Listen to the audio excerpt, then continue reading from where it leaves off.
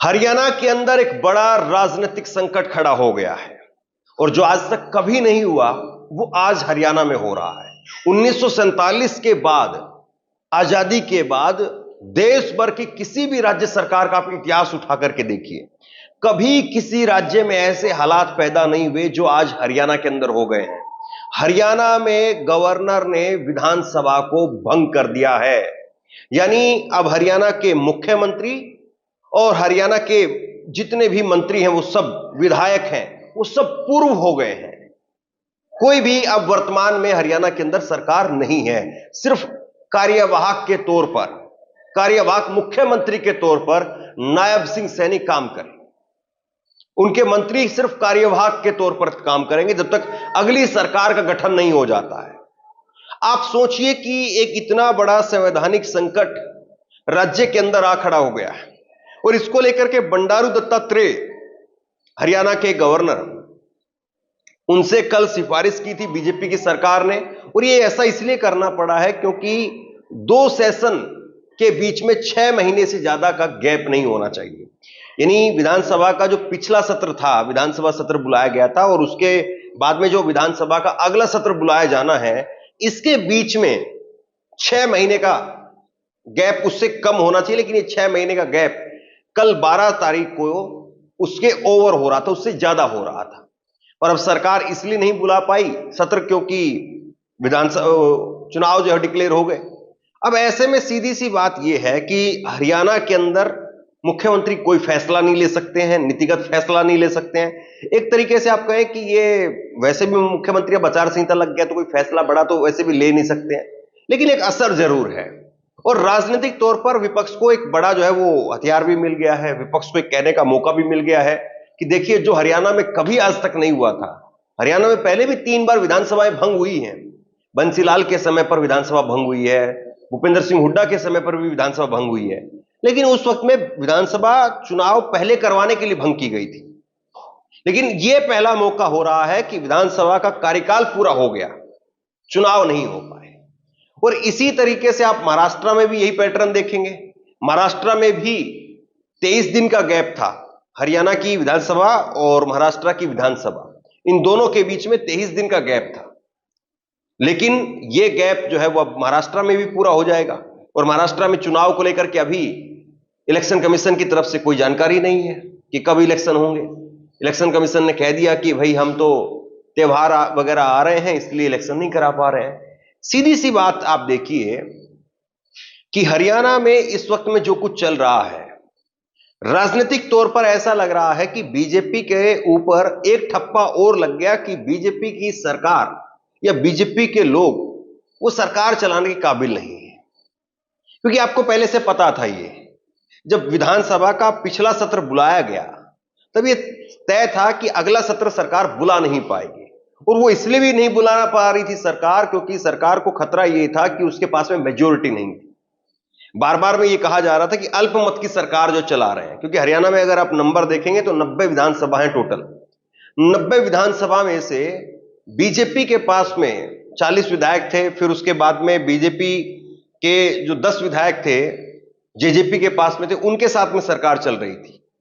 लेकिन जेजेपी ने अपने विधायक तोड़ दिए, अपने जो है वो गठबंधन तोड़ दिया, तो एक संवैधानिक संकट खड़ा हो गया था। और कांग्रेस जो है वो इस सरकार को बीच में शहीद करके कोई सहानुभूति लेने का मौका नहीं देना चाहती थी। इसलिए अगर कांग्रेस बीच में चाहती है अविश्वास प्रस्ताव ला करके तो कांग्रेस जो है उसको सरकार को पहले भी गिरवा सकती थी। लेकिन कांग्रेस चाह रही थी कि सरकार अपना कार्यकाल पूरा करे, वरना ये कहते कि हम ये काम करना चाह रहे थे, ये काम नहीं कर पाए, ये काम करना चाह रहे थे, ये काम नहीं हो पाया, वो योजना रह गई, ये योजना रह गई। तो कांग्रेस ने अपनी तरफ से इनको पूरा मौका दिया। कांग्रेस चाहती थी कि ये पूरा मौका लें और पूरा काम करके दिखाएं। लेकिन अब देखिए साहब, जिस तरीके से राजनीतिक तौर पर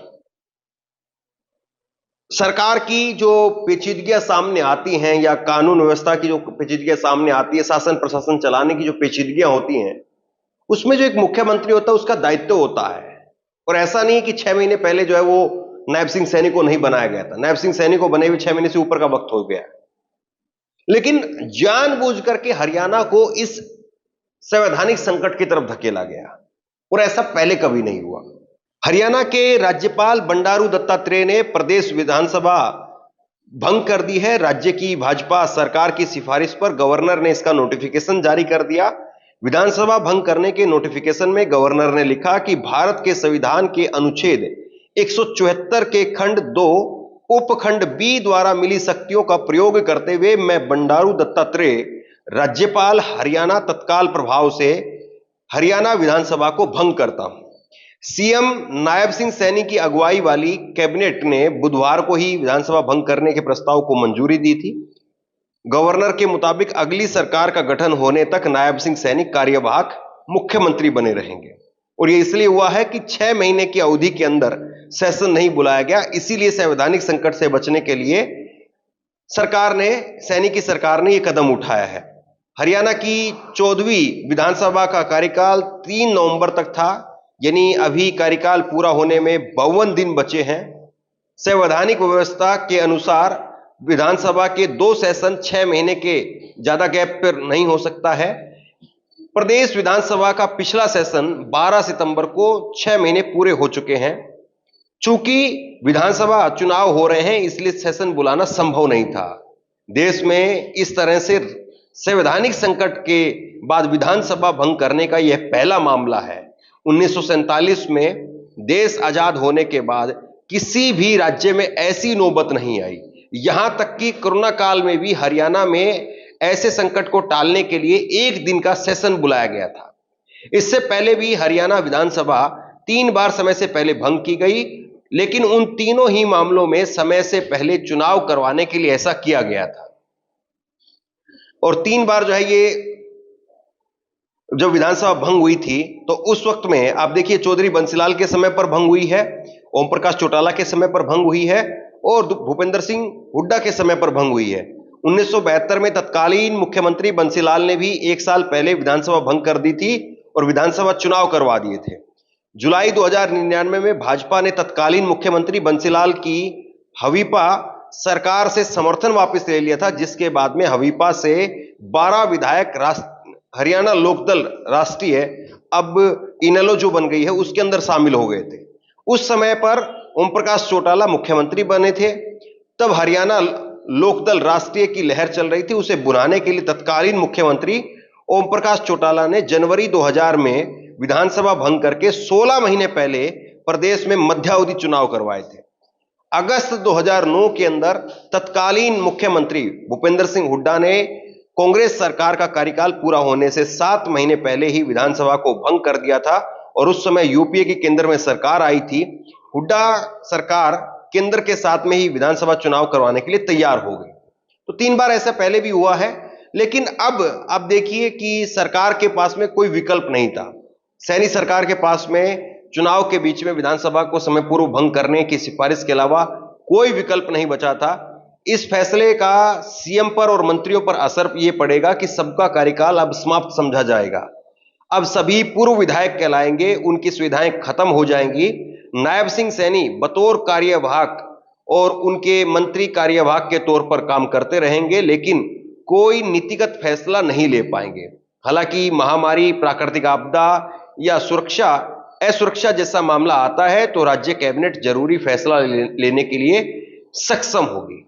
तो कुल मिलाकर के ये है कि सरकार अब सिर्फ जो है वो ढांचे भर की है, यानी खेतों में जो आवारा पशुओं को डराने के लिए आदमी को कुर्ता पजामा पहना करके खड़ा कर दिया जाता है, अब सिर्फ जो है सरकार का काम वैसा ही आप समझिए।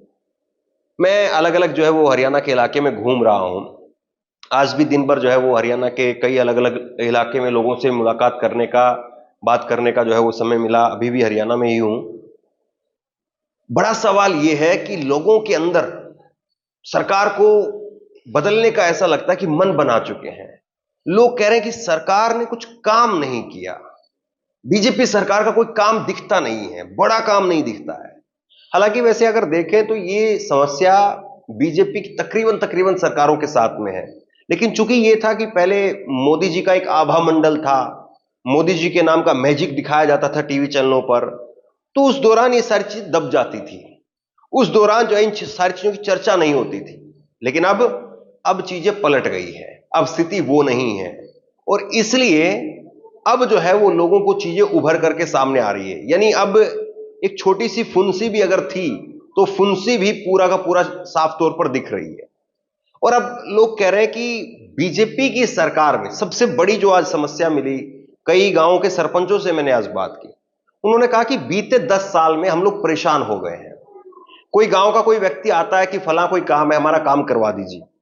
गांव के सरपंच ये कह रहे हैं कि हम किसी के पास जाकर के काम करवाने के लायक भी नहीं बचे। मसलन ये होता था कि कोई गांव के प्रधान के पास जाता था कि भाई ऐसे ऐसे कोई काम है, वो काम करवा दीजिए, तो वो किसी के पास जाते थे।